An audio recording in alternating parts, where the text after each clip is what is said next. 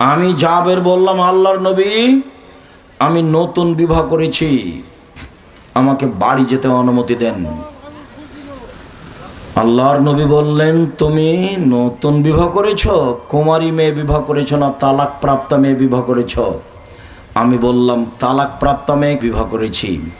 আল্লাহর নবী বললেন, তুমি তালাক প্রাপ্ত মেয়ে বিবাহ করলে কেন?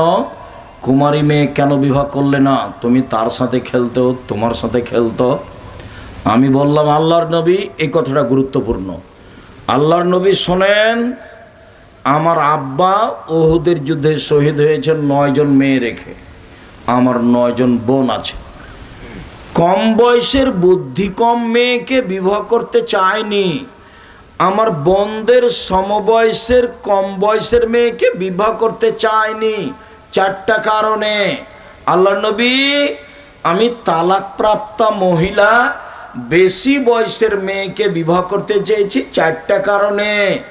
আমার আব্বা উহুদের যুদ্ধে শহীদ হয়েছেন 9 জন মেয়ে রেখে, আমার 9 জন ছোট ছোট বোন আছে।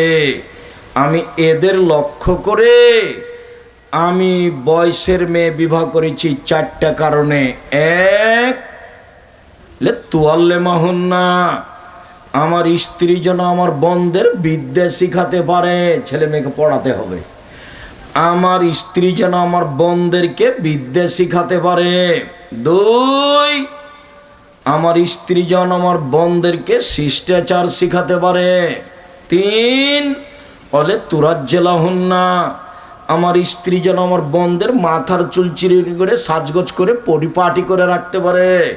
4, বলে তাকুমা আলাইহিন্না, আমার স্ত্রী যেন আমার বোনদেরকে পাহারা দিতে পারে। এক, স্ত্রী মানে